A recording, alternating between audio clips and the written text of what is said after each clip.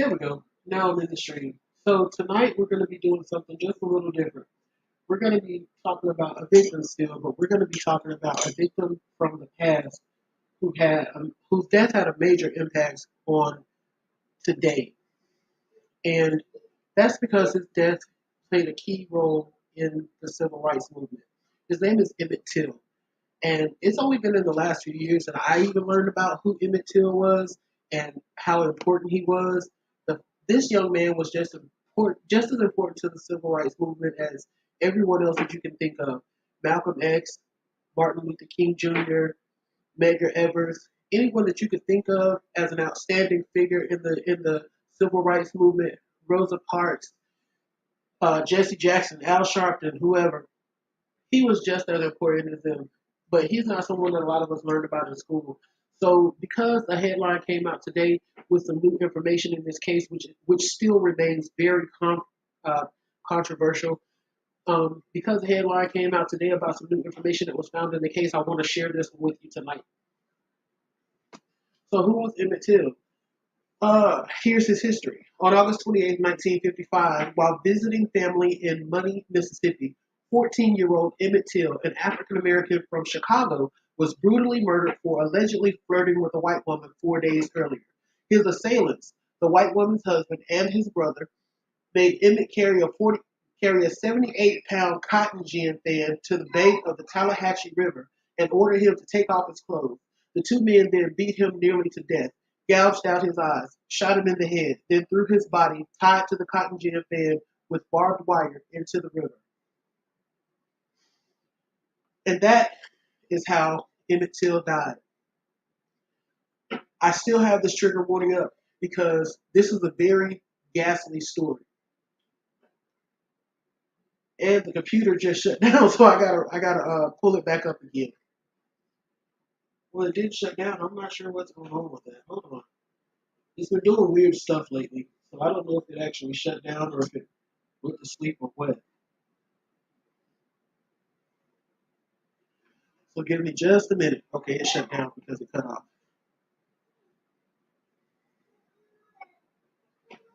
Give me just a few minutes. Wouldn't you know it, it would do something like this now? Of course, it always does it at the wrong time. It always does it in the middle of editing. It always does it in the middle of a live where I really need it to act right. But it's okay. I'm going to replace this one.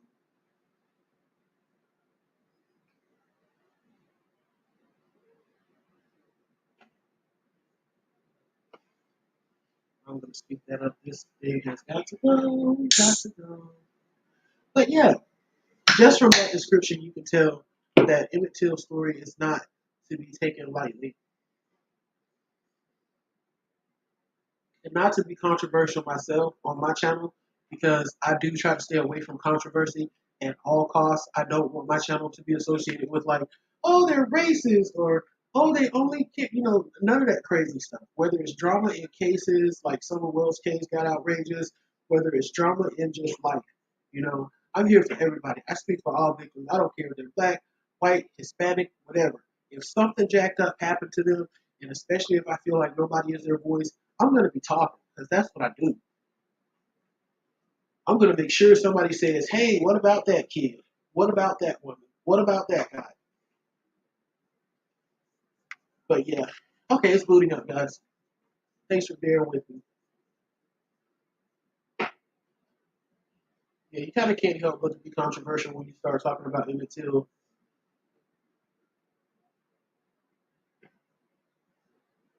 Because it's an ongoing debate.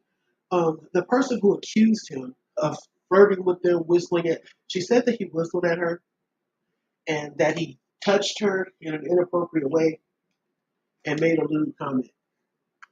And back in those days, that's when black men weren't allowed to publicly, approach or flirt with white women. That's when a black man had to pretty much stay in his place when it came to white women.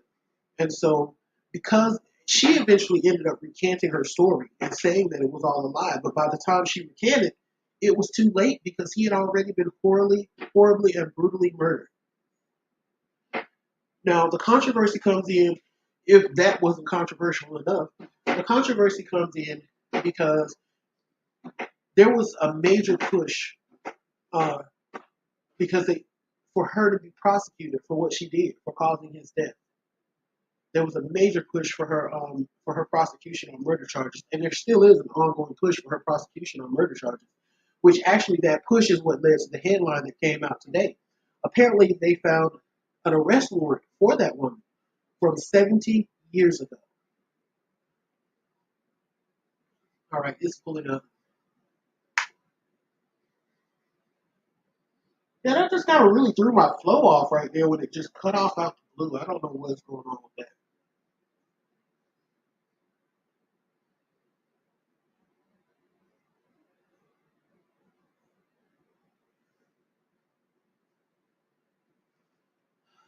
Boy,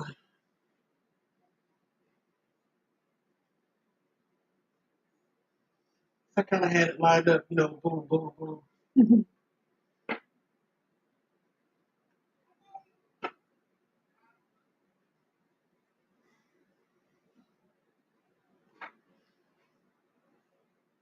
So what I just read to you about Emmett Till and his incident, that came from the History Channel. If you would like to read that entire article, you can find the link in the description.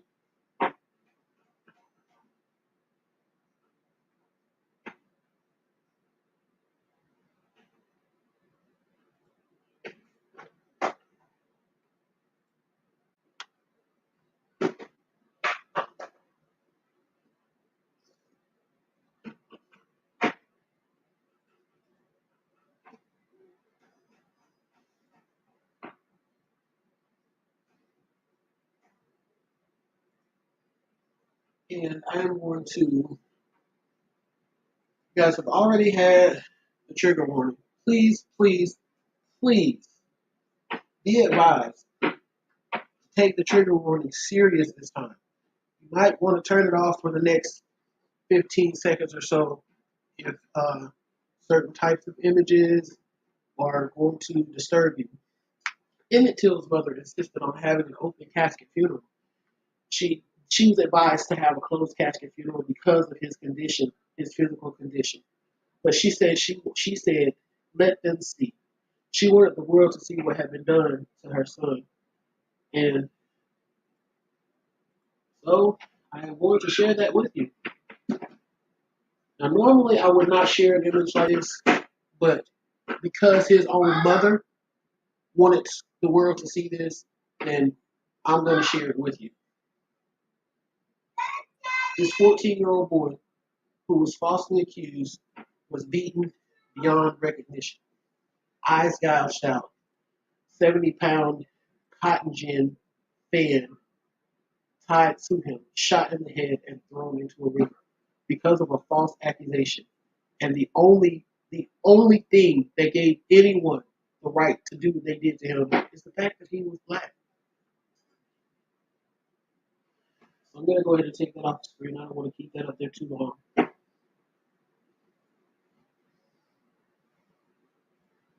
main thing I want to share with you tonight is I want to read you this article, and then I want you to hear something from his mother. And after that, I'm going to end this live.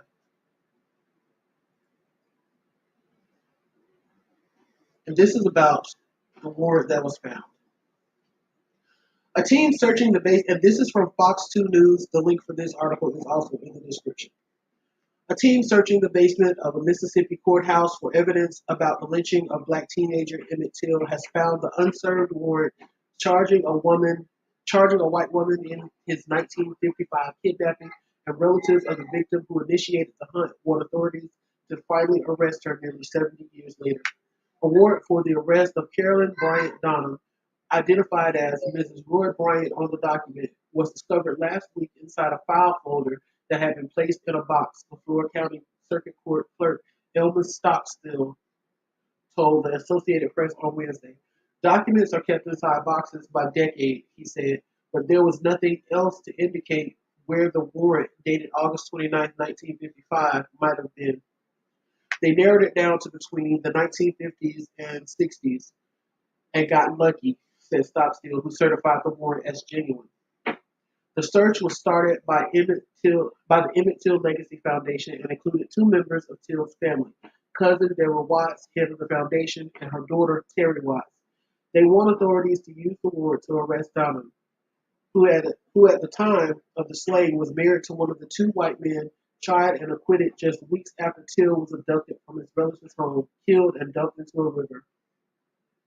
Serve it and charge her, Terry Watts told the AP in an interview.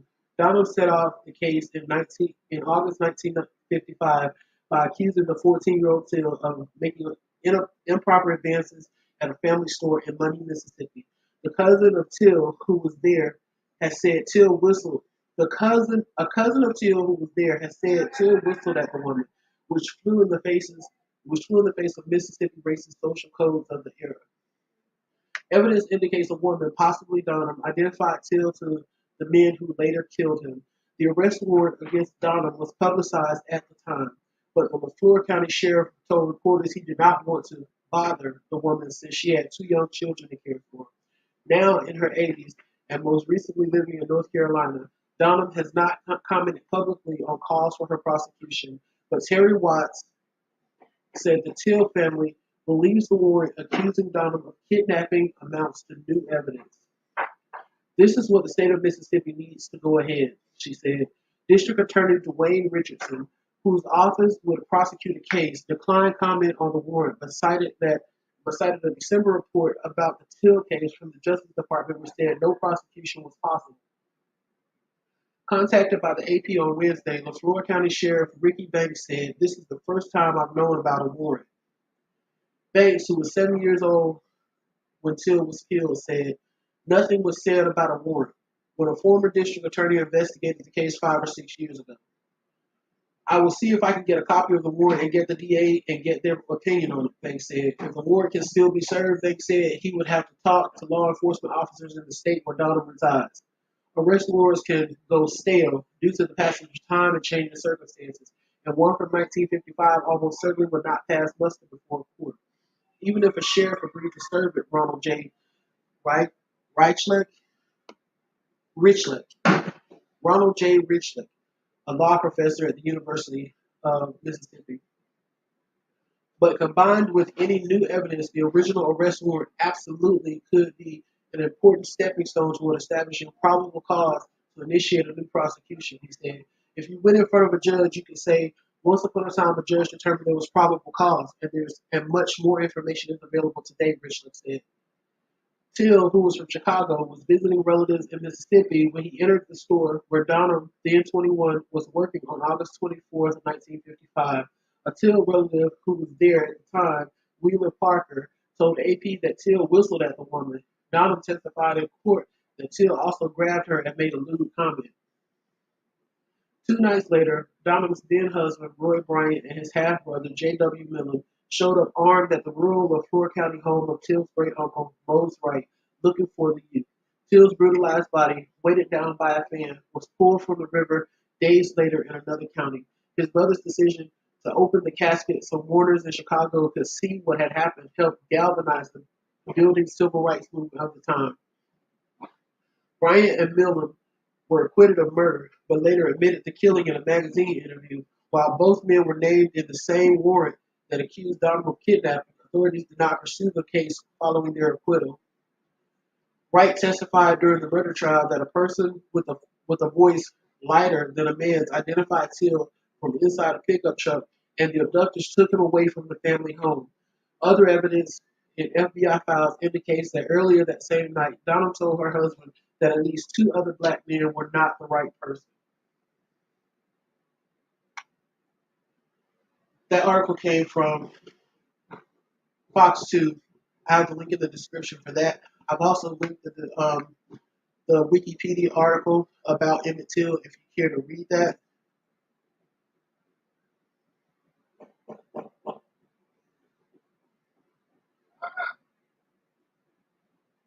Now, the 2 things that I want to play for you are just a quick article about today's headline. This is only 37 seconds long.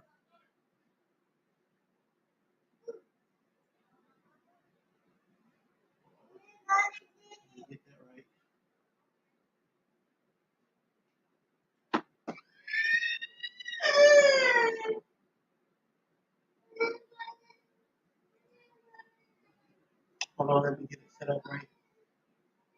It's going to take me longer to set it up than it is to play it.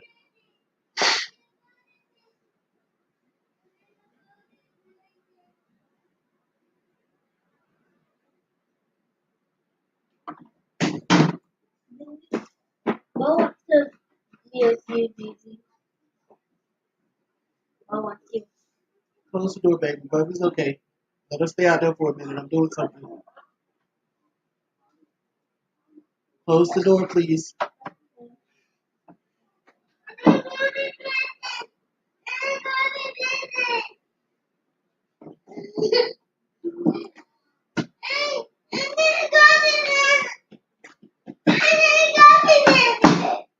Here comes Bubby.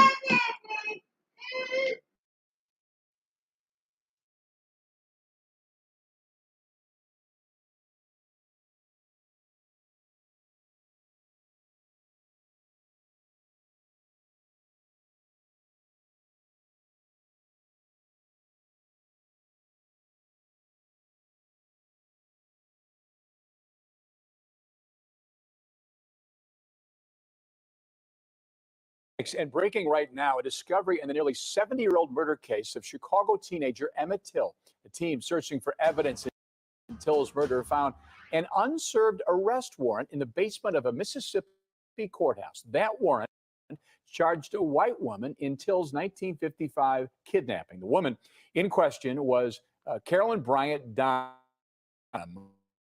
who was married to one of the men acquitted in Till's murder. Included two members of Till's family and the Till Legacy Foundation. Now the family is demanding that Donna be served. And breaking right now, a discovery in the nearly 70.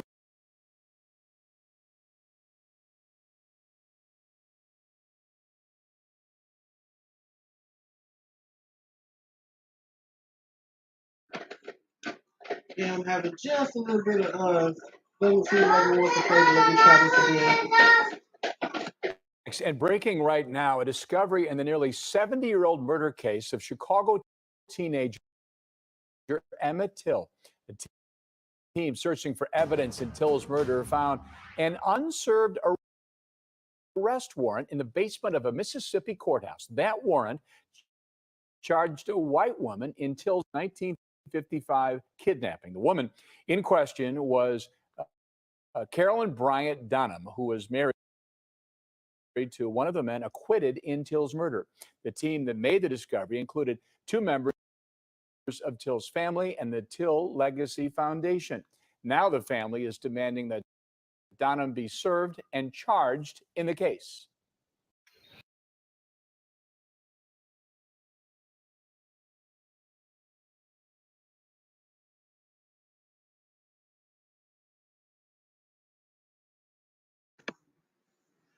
Okay, the last thing that I want to share. Um, this is from Time, as in Time magazine, and it's just 8 minutes long, and it's just kind of a, I guess, memorial would be a good word, a memorial to Emmett Till and his mother.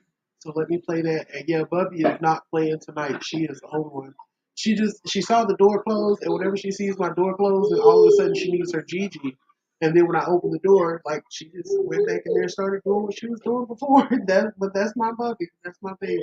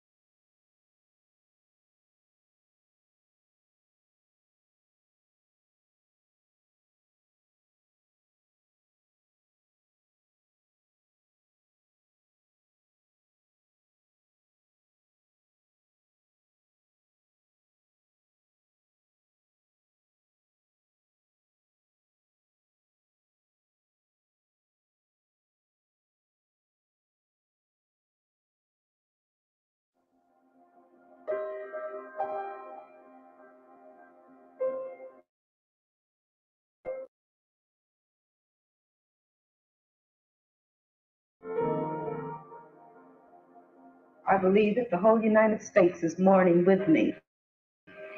And if the death of my son can mean something to the other unfortunate people all over the world, then for him to have died a hero would mean more to me than for him just to have died.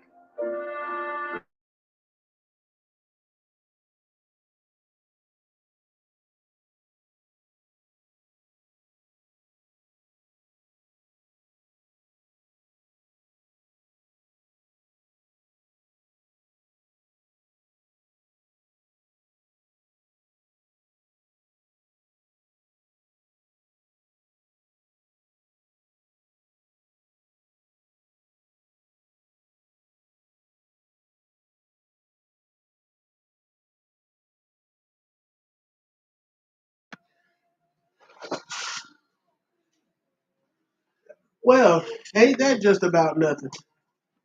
Doggone thing just ain't gonna play, huh? I swear I gotta get rid of this computer, but that's all I got for now, so I just have to work with it, you know? If I boot it, I'm gonna boot it back up and see if we can pull another 8 minutes out of it. It's alright, God will bless me with a computer here in a minute. You know I'm trying to do the right thing. And the thing is, this computer is old, right? But I never had a problem with it until I started doing this. Then all of a sudden, every 5 minutes, it wants to act up and shut off and overheats till it shuts off. Just stupid stuff like that. But as long as I was on it just playing games and watching videos, it was no problem.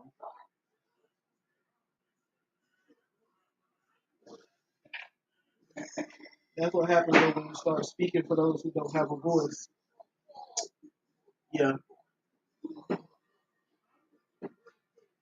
So let's move it back up. We're going to get 8 minutes out of this tonight. If it kills me, we're going to get 8 minutes out of this tonight. That's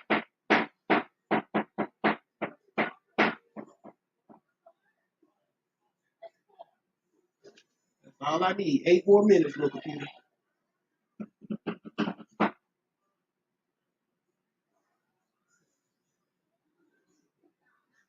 So let me mute my background noise because Bubby is drumming on something in there.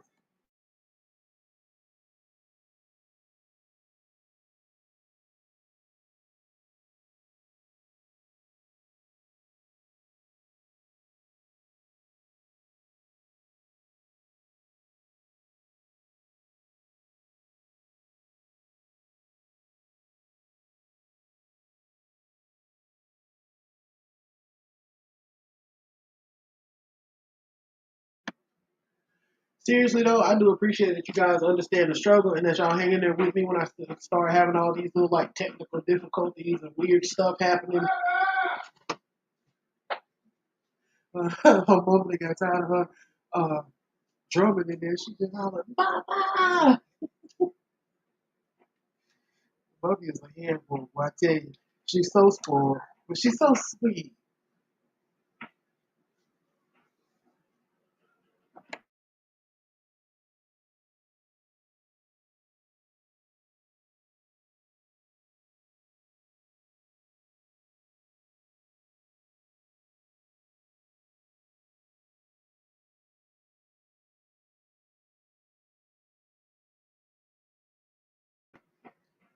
This was really only supposed to be like a 15-minute live. I just wanted to share this real quick.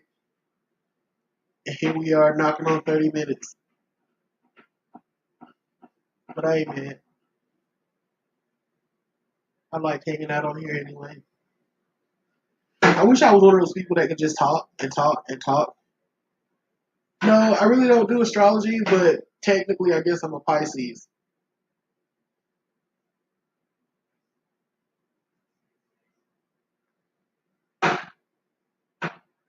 And me and my ex used to bump heads about that astrology stuff.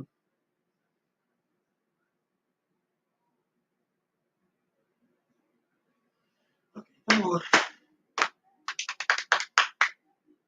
Yeah, but I wish I was one of those people that could just talk and talk and talk and just like keep it going. I can't do one-sided conversations. Like I have to be talking to someone and feeding off someone, and I can talk all day and all night. But if it's just me and I just got to keep constantly coming up with stuff, the way my mind is set up, we will start out talking about New York and end up talking about Antarctica. So y'all just gotta. I will never be one of those people that can do like a 12-hour straight live and just talk about everything under the sun and keep it interesting. I mean, it'll be interesting, but it'll be interesting for all the wrong reasons. Okay. Now, window back up.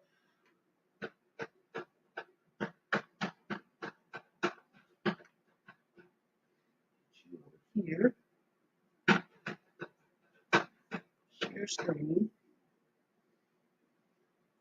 We're gonna get it in tonight.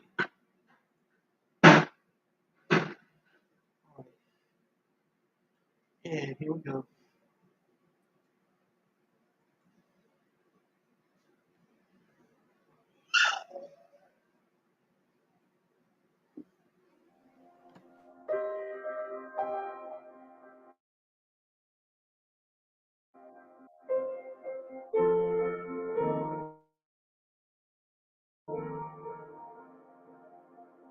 I believe that the death of my son can mean something to the other unfortunate people all over the world.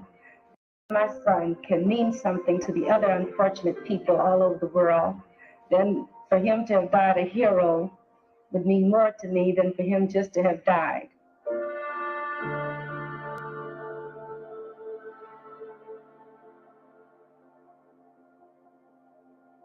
Emmett Till, 14, was kidnapped and killed allegedly for wolf whistling at the wife of accused Roy Bryant. It's not just that they discover his body and that he's been killed. He has been brutally, brutally beaten.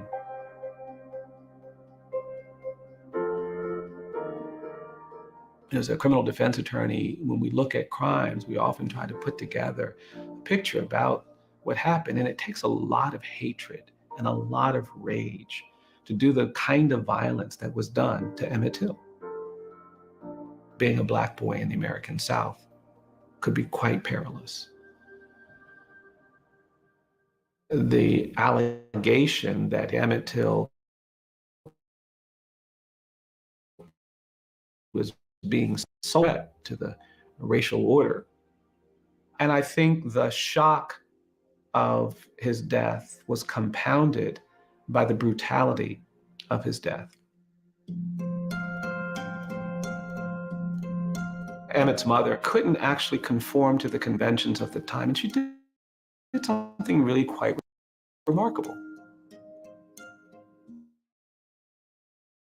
She made the really unorthodox choice of having a funeral with an open casket that was going to be very widely publicized, that was going to be attended by the national press. She wanted civil rights leaders and political leaders.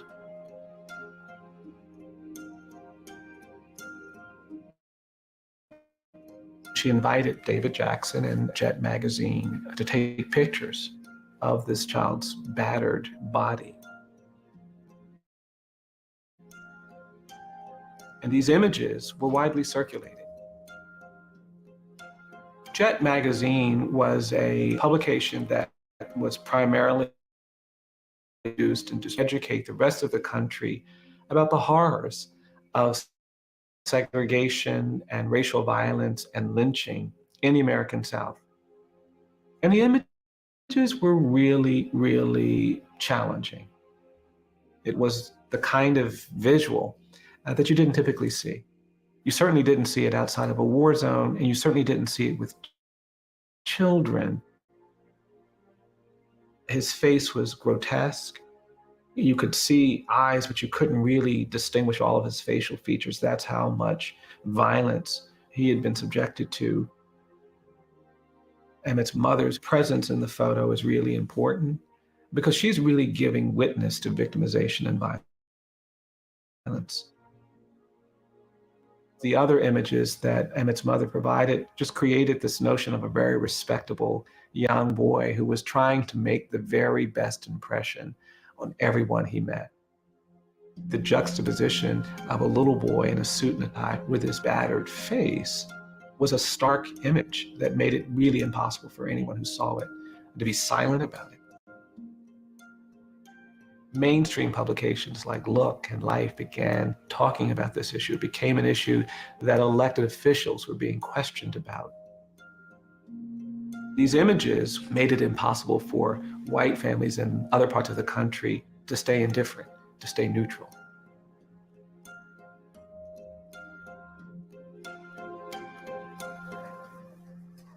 Never has this quiet little cotton-growing community of Mississippi seen so much publicity and so much excitement as in the past few days. Nearly 200 of the town's 500 or 600 residents have packed into the courthouse to hear the day's proceedings. Do you have any evidence bearing on this case? I do know that this is my son. How long do you expect to be here? Until the trial is over. Bryant and his half-brother, J.W. Milam, were acquitted by this jury. And subsequently, even though they admitted taking the boy from the house, they were freed of kidnap charges. The inability to hold anyone accountable for his murder and the comfort with which the men who killed him were able to talk about the violence was just adding to the injury. They weren't just killing a boy. They're expressing something rooted in this decades of animosity and fear and anger.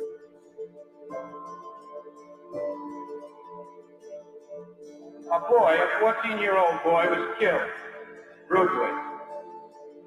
And one of our objectives here is to see to it that that boy, whose picture you see there, does not die an inconspicuous death, and that his case will be remembered and something will be done about it.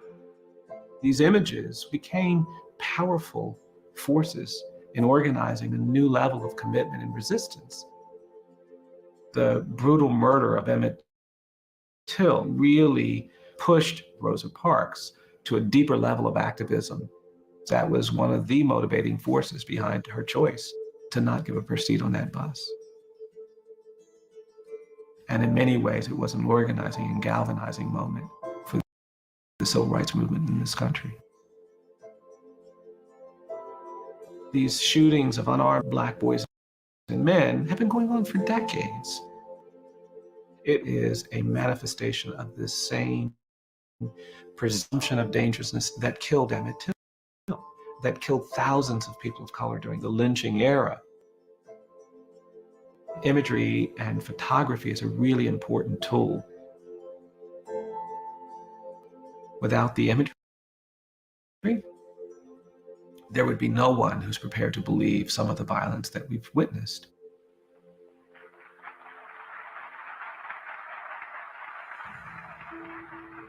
It's such a gratifying feeling to see you all sitting by and standing by, because I realized shortly after this thing happened that it wasn't a fight that I could do, that it was going to be a fight that we had to do, that the people would do for me, more or less. And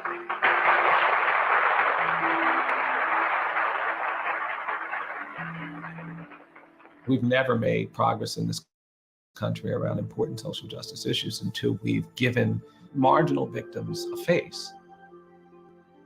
That image still has resonance, it still has power. I think it still expresses the pain and anguish of a huge part of our population that is still hoping for basic recognition of their humanity. And I want you all to stand by me, because it's going to be a fight. And if you will stand by me, I will stand by you, because I am not afraid.